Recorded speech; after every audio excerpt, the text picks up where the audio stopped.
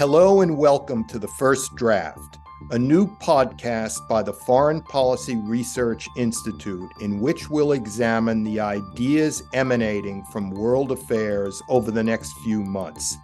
I'm Robert Kaplan, Robert Strauss Houppé Chair in Geopolitics. And I'm Dominic Green, Senior Fellow in the FPRI's Center for the Study of America and the West. Welcome, everybody. I'm Robert Kaplan. I'm here with Dominic Green. And our first subject is going to be a cover story in the New Statesman recently called The New Tragic Age, in which I participated with the Cambridge University scholar Helen Thompson and the British philosopher John Gray. My basic take on the world today is that we're entering a kind of a geopolitical Weimar. If you remember, the Weimar Republic had many different pieces. It was very complex. And it lasted between the end of World War I and the coming to power of Adolf Hitler. And Weimar, there was always a crisis. There was never a time when there wasn't a crisis because the system was overloaded. It was too complex. And I wasn't predicting a new Hitler. I was just saying that our world today, because of the collapse of distance, is sort of a geopolitical Weimar where there's always a crisis because the very finite size of the earth is becoming a force for instability. As a crisis in the Far East could ricochet into a crisis in Europe, or a crisis in Europe can ricochet into the global South. We're all connected in this global system, even though we don't have a global government or anything remotely like that. So there's always a crisis somewhere. And my interlocutors, Helen Thompson, spoke about the increasing shortage of resources, even with electric cars and everything. She was talking about, there'll be a hunt now as the scouring, digging the earth for rare earths and minerals. And because we'll always be interconnected and always in a crisis, John Gray, I believe, brought up the point, we will always be disappointed or partially disappointed with outcomes. What's your take on it, Dom? Well, firstly, I found this one of the most interesting, symposium is the term, isn't it? One of the most interesting symposia that I've read in a very long time, because the three of you bring very different perspectives to what's going on. And yet all of you made these extremely illuminating points. The notes I made about it in response was that we're obviously in a period of transition, and we can call it a crisis, which is, of course, what it is in terms of institutions and a previous order.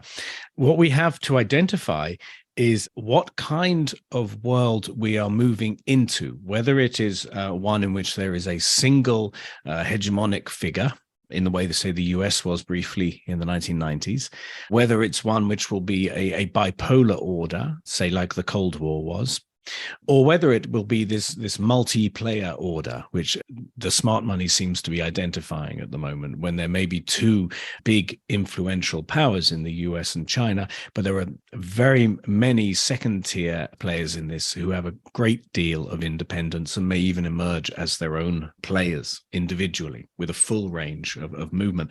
The theme I noticed, which was particularly striking, was one of there's two really, population and resources.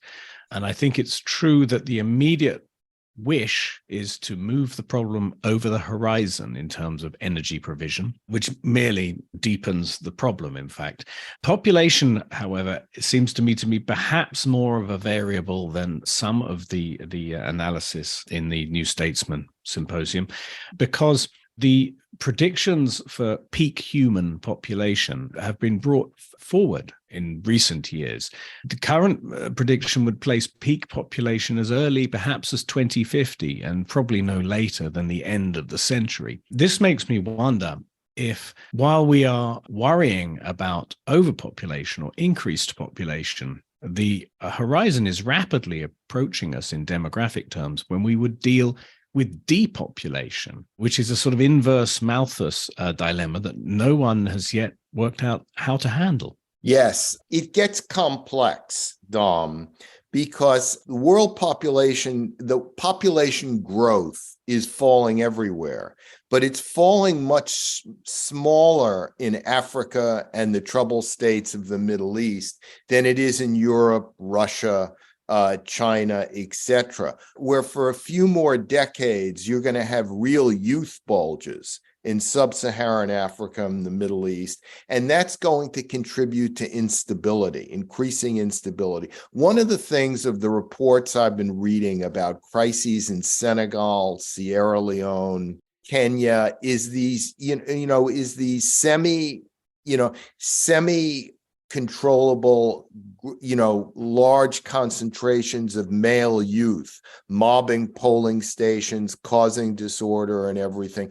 Everything is very, very fragile in these places. And if you think about it, all political crises, all of them, usually that turn violent, the perpetrators are usually young males between their teens and their early 30s. It doesn't matter what the crisis is about. Once it turns violent, that's the demographic group that are the actualizers of it, who are really doing it. So I think we're going to be in a kind of contradictory situation. There are going to be all these headlines about graying populations. Meanwhile, there's going to be increasing instability in other parts of the world, and people won't want to attach it to young males because that gets uncomfortable to talk about and to write about. I think this is all absolutely, this is what the numbers support, isn't it? I mean, another trend within this is that the population of working age, if it hasn't already peaked in China, is about to, and in the US is on current form anyway. And obviously US demography is highly variable because it's immigration driven. But in the US, it's perhaps 10, 15 years away. India, on the other hand, will have decades before the working population peaks. And there's a fairly good correlation between the percentage of working population and economic dynamism and its reflection in political dynamism as well. So the youth bulge constitutes, as you're saying, a stable prediction wherever it happens of instability. But if it can be integrated, it can also be converted quite quickly into economic and political leverage. A graying society is less willing to take risks and will do its best to retain its position. A youthful one will necessarily be willing to risk everything, in fact, to overturn the order as it stands. Yeah, and then we get into the whole issue of quality of life, where bigger is not always better, more is not always better. It becomes a value judgment. And that's where you get a divide among analysts as well. Yeah, this question of scale, I mean, if we look at the domestic politics of the United States, people don't seem to, and this is purely anecdotal, they don't seem to be frustrated to me with the local or state governments they deal with. These are fairly responsive. It's the problem of scale, actually, and distance that produces the dissatisfaction at the federal level. Yeah. All right. So let's move on. You wrote an interesting book review recently in the Wall Street Journal about a book which was a collection of essays by strategists. That's right. Yes. And what were your takeaways from it? I mean, you've read, there were about 20 essays in it, or I can't remember the number. What were your basic thoughts about it? Well, my first thought is that, and perhaps we should do a summer books roundup for the next episode. But and I would include it in that, but I would warn anybody who gets it that it's 1,200 pages, and if you read it at the beach and fall asleep, it will probably injure you if it fell on your head. This is a mammoth book. There are, I think, 45 chapters. The Masters of Strategy, this is the third edition, and this edition is completely new and has been directed by Hal Brands, who has compiled it with an eye to the emerging future, which is to say the entire history of strategy from the ancients to AI has been rewritten with a view to US-China relations in the coming decades. Yeah, it's interesting. If he had put that collection together about 20 years ago, it would all be about Islamic extremism and how to combat it. It's interesting how even a long-range, over-the-horizon strategists are driven by the headlines, in terms of what they tend to focus on. Absolutely. And the collection before this came out in 1985 and was essentially advice for tank warfare against the Russians or nuclear brinkmanship.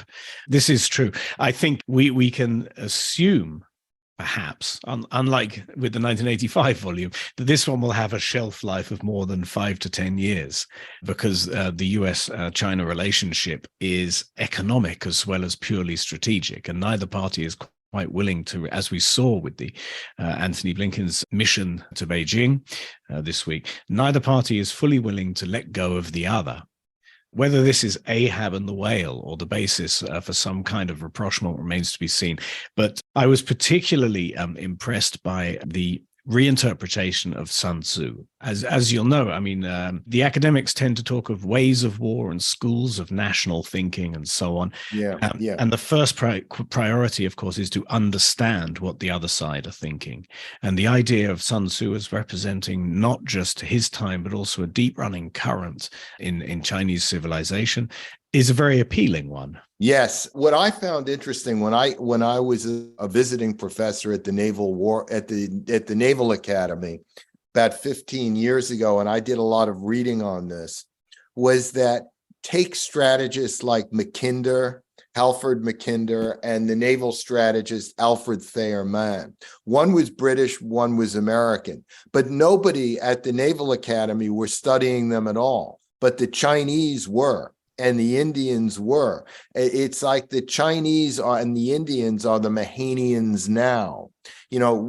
Because Mahan was about a strong, lusty imperialism, which is very, very ill thought of today in academic circles. But the Chinese and the Indians have no compunction about classifying them as heroes who should be followed. I think another thing which is distinctive in this and which is touched on in the collection is the issue of ideals and morality and how they fit into politics, that conducting strategy because you have a responsibility to be a wise or fair ruler is not quite the same as conducting strategy on behalf of a liberal democracy. From a strategic point of view, the Western tradition is, broadly speaking, that of Machiavelli. But Machiavellianism is used, and often with good reason, as a negative term. You very rarely hear somebody praised as being a Machiavellian, except when it comes to strategy. Precisely that kind of amoral consideration of interest is what you need. And yet Machiavelli and Hobbes were read very closely by the founders of the American Revolution, because Hobbes and Machiavelli were much more recent to them than they are now. And Machiavelli was really the first he invented Western political science in the sense that he brought philosophy away from the fatalism of the church. So he was the first of the moderns in a way. Well, I think this brings us to the recent centenary of perhaps the preeminent political philosopher, certainly in practical terms of our time, Henry Kissinger. How do you see him as fitting into this? Well, this is very interesting. Before I got to know him, when I didn't know him at all personally, I wrote a long piece for The Atlantic, which ran in 1999, and it was called Kissinger, Metternich, and Realism. And what it did was it took Kissinger's first book as a mechanism to defend his philosophy. Now, you may say, well, ho-hum, that's normal. But in 1999, it wasn't, because this was the era of the Balkan Wars, of globalization, that we're all going to be democratic. We have left realism behind. It's all about human rights and everything. And it caused like a scandal in a way. I was denounced in the New Yorker, which is unusual. You have a piece in the Atlantic and the New Yorker denounces it, essentially. How can you defend Henry Kissinger, where we've gone beyond realism? We're in an age of human rights and morality, and every place is going to be a democracy, so to speak. So I think because two things have happened. Because the times have changed and we're in a much more messy, tragic age. as you will. That's one reason Kissinger has been reevaluated, and his reputation has which couldn't go down any further in the 1990s, is now soaring. And the other reason why it's soaring, I think, is politeness to a very old man. To be in your 80s or early 90s is one thing. To be in your late 90s and 100, nobody wants to attack you, at the moment, because your peers are all dead, essentially. The people, when Kissinger was all over the Council of Foreign Relations as a top player there, it was the 1950s, Dom, and they're all gone. He's the only one left. So simply longevity brings credibility in a sense, and the times have changed. They've become much more tragic. So you put the two together, and Kissinger's reputation has soared. Also, he's made very good use of his old age, in the sense that he's written quite a number of books, which are all good, very good, like On China, Leadership. There's not a bad quality book among them. And, we live in an age of ghostwriting where even, top people have their, first drafts and all the organization put together by someone else. But in these books, I could tell you, knowing Kissinger, you can hear his voice on every page. So even if he's had helpers, it's been a substantial effort on his own part to produce these books. And as I said, they're all of very high quality, and all this adds up to an enhanced reputation. Well, I mean, Machiavelli did his best writing after being out of political office. So there may be a pattern here of reflecting rather than acting. The other thing is, it is striking, of course, yes, if you live long enough, you may yet find that The Economist, which was the great voice for the 90s unified liberal order, in a way, The Economist wondering why isn't anyone listening to Henry Kissinger. It is a remarkable reversal in assumptions, and it's so complete that it's hard to remember how quickly all of this has flipped around. Yeah. And also, Kissinger never apologized. See, that's an interesting thing. He made mistakes, occasionally brutal mistakes, but he always just essentially justified what he did in terms of an overarching philosophy, so to speak. And also, there have been several books come out in recent years. One is the Neil Ferguson first volume of the biography, which is very laudatory and very well done. The other is a book by a former New York Times Book Review nonfiction editor, Barry Guin, The Inevitability of Tragedy, Henry Kissinger and His World, which is absolutely brilliant, Dom. It may be the best single thing ever written on Kissinger. And I'm actually writing this down as we speak, Robert. Yeah, The Inevitability of Tragedy by Barry Guin. And then finally, about 2 years ago, Martin Indyk, a big Middle East scholar and diplomat in Washington, wrote a mammoth book based on declassified sources and documents on Kissinger's Middle East diplomacy in the early mid-1970s, which also, with all of the criticism, makes it clear to the reader that we wouldn't have had those agreements without someone as both brilliant and devious as Henry Kissinger, always keeping the key truth away from the Syrians and the Israelis until he could extract the biggest concession on it. So it's all of these things. Now, Robert, you were saying you've been reading up on Evan Thomas's new book. Yes. On the morality of atomic weapons. And atomic weapons, again, are something which has returned to the front page. The specter of them, anyway, through the war in Ukraine. Yes, Evan Thomas is one of our top historians. He's been writing excellent high quality books since he co-authored The Wise Men with Walter Isaacson. Mm-hmm. Back about, which is a great book, 40 years ago. And he's never deviated. He's always written high quality nonfiction biographies or histories or whatever. And this book is about the decision to drop the atomic bomb on Hiroshima and Nagasaki. And, the shorthand version, which we've all lived with, is that the atomic bomb killed a lot of people, but it saved a lot of lives because it prevented the need for an American-led land invasion of the Japanese home islands. And after the Battle of Okinawa, where tens of thousands were killed or wounded, the idea of attacking the home islands just seemed, absolutely incredible. Well, typically in this book, what the author does is he shows you it wasn't all that clear cut because nobody was sure the weapon would work, number one. Number two, maybe there would not have needed to be an invasion of the home islands. Maybe there could have been a blockade, of Japan, a much more low-cost blockade, which would have brought them to surrender, which they were, it was a very difficult decision. And as he points out, and this is very interesting, the decision looked better in the days and weeks after the bomb fell than it did a year later.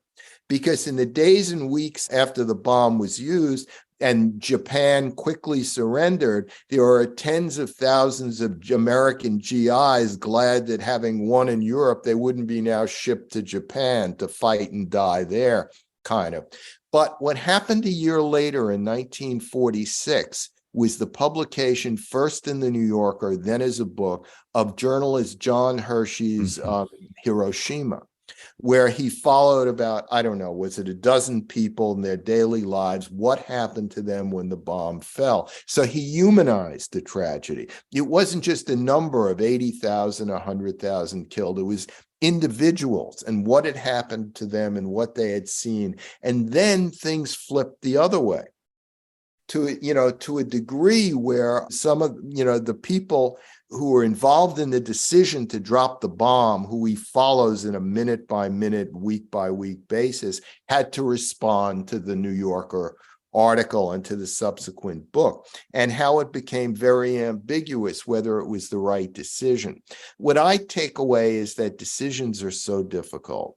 Decisions like these, and they can look very different 6 months from now or a year from now, or even 20 or 30 years from now. The Korean War was seen as a disaster, but with South Korea becoming an economic tiger economy in the later decades, it looks much better. It all depends at what time frame you think about it. To what extent was the calculation to use it influenced by the idea of permanently shaping the strategic post-war world? In other words, its demonstrative power rather than its destructive. Well, it had a big effect because one of the reasons why Germany and Japan became model democracies and Iraq became a mess, just for an example, is that Germany and Japan were utterly defeated.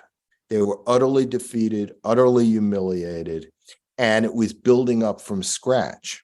And there was also personalities enter it too. You had the character of Douglas MacArthur, who is a very controversial general, extremely controversial, but really seemed to know Asia, first the Philippines and then Japan. And the decision to keep the emperor on the throne was a key decision that probably affected the stability, the quick return to stability of Japan, because the emperor was so symbolic in a sense. But this too was not an easy decision to make because the emperor was involved in some, horrible decisions in the course of the war. Talking of emperors and thrones, let's talk about Peter Brown. It's not quite accurate or fair to all the other people who've worked in the field to say that he did it on his own. But there is no doubt that the idea of late antiquity and so much of what we understand about the late Roman and post-Roman and Byzantine worlds, just simply the picture would not be coherent if it wasn't for Peter Brown. Exactly. As a traveler in those lands, when did you first come across him and what did you think? I came across him decades ago, because he basically deals, correct me if I'm wrong, with the years 200 AD to 700 AD. That's right. Which we just make a cliche and call the beginning of the Dark Ages. But this was really the birth of Byzantium, the birth of Islam, the birth of Christianity, the decline, the real birth of Christianity, which occurred about 200 years after Jesus. The conquest of North Africa, turning it from a Latin-speaking area to an Arabic-speaking area, and therefore moving history north, so to speak, in Europe, from the Roman era Mediterranean into what is now Germany and France, etc. All this happened in the period that Peter Brown, identifies as late antiquity, meaning late antiquity has a nice ring to it, because antiquity is thought of as very rich and positive in a way. Lots of ideas, Greek democracy, the Roman laws, all of that. Whereas the Dark Ages just sound dark, Well, my understanding is this: it depends how close you are, certainly in European terms, how close you were to the Mediterranean. Because, if you were in the British Isles or in southern Germany, it was definitely a bit darker in what we came to call the early Middle Ages or whatever. It was definitely a period of decline and destruction and loss of literacy, loss of trade networks and communications and so on. On the other hand, as he made very clear, if you were connected to the Mediterranean, this was also a period of enormous energy and transformation. And as you're saying, some of the tectonic plates of our world were formed then. Yes. And see, what I put him together with, Peter Brown deals with the Eastern Mediterranean, in a large sense, the Mediterranean, the Eastern Mediterranean. And let me close with one of my favorite writers who deals with this exact area is the late Lawrence Durrell. Now, Lawrence Durrell was not a scholar on the scale of Peter Brown, or anything remotely close to that, but he did speak Greek. And he did live in the Greek Isles and in Greek Alexandria. And he was a Hellenophile. And he wrote the most delicious travelogues. He was able to show how the character of a large group of people is dependent on landscape. There's a certain quality that goes with landscapes that produce olive oil, rather than barley or something like that. Yeah, the beer versus wine line. Yes. Yes. And while this may sound deterministic, Durrell's prose is so sensitive that it works, and that you take it into account, and there's nothing, nothing reactionary about it. It's just an interesting way of looking at things. Yeah, and I think this is actually of his writings, and obviously, personal taste is what it is, but I do find his travel books have aged much better than his fiction. Yes. Which is a bit overcooked. And I use that metaphor deliberately because he was writing the Alexandria Quartet around the time that Elizabeth David brought the garlic and oil school of cookery into northern households. And it was a time also when mass tourism was beginning to take off. And I think somewhere in his letters, Durrell said something like, I'm going to write a filthy book which loads of people will want to buy.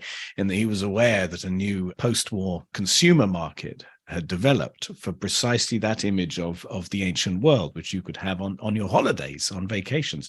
That said, as you're saying, he was a very serious-minded reader, quite an eccentric in his conclusions. And there's a long tradition of English writers who are like that, obviously Robert Graves, Patrick Leigh Fermor, always reaching for the eccentric conclusion on a narrow base of etymology and mythology and so on. But this is, the realms of the imagination. And in order to reconstruct a geography of a previous era, it does require leaps of the imagination. I mean, Peter Brown's autobiography, which is one of the most interesting autobiographies I've read for many years, even though it's the story of a man who spent almost his entire life in libraries, which is not itself thrilling. It's fascinating because it shows this journey of the mind, which is required if we are to understand other civilizations. And that, I think, goes for contemporary ones as well as past ones. Well, on that note, we'll conclude it for this month. It's been a pleasure talking with you, Dom. Robert, thank you. Thanks for joining us today. Be sure to subscribe to The First Draft on Apple Podcasts, Spotify, or wherever you get your podcasts to be notified about new episodes. To explore more podcasts and upcoming events, please visit us on www.fpri.org.